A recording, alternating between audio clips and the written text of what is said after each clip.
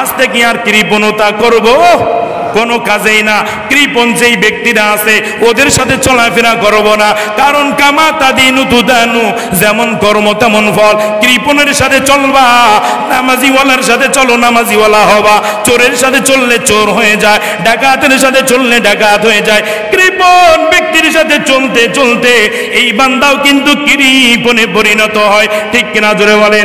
অনেক পরিবারের ভিতরে দেখা যায় মুরব্বী ছিল অনেক কৃপণ, তার সন্তানও হয়েছে কৃপণ, তার সন্তানও হয়েছে কৃপণ।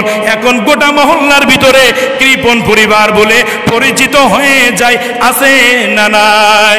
আরো জোরে বলেন।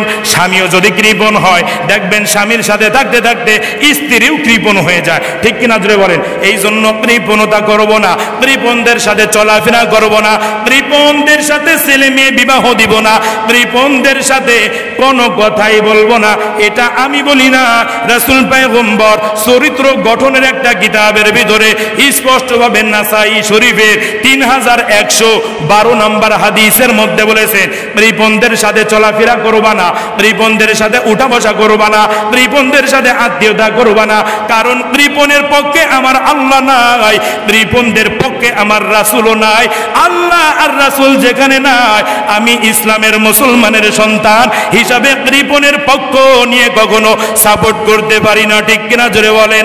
এরা নবীর উম্মতের দল, আল্লাহর গোলাম, বেশি বেশি দান করবেন।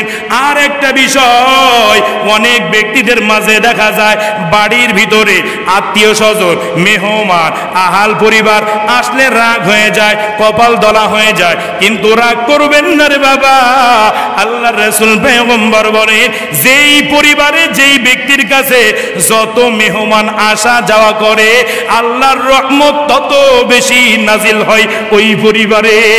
সুবহান।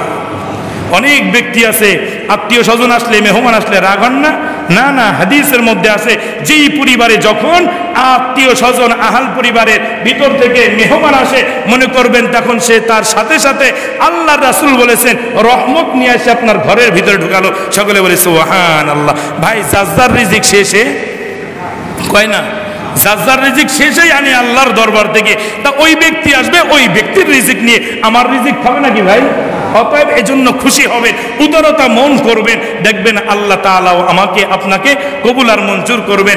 আজকের এই বয়ানটা করার একটাই কারণ, শুধুমাত্র আর মাত্র 1-1.5 মাস পরে কি ঈদ আসতেছে ভাই? বলেন বলেন। কুরবানি যাদের উপরে দেওয়া ওয়াজিব হয়েছে, তারা যারা কৃপণ তারা কিন্তু কুরবানি নাম শুনলেই ঘর থেকে আগে পালাবে, ঠিক কিনা জোরে বলেন?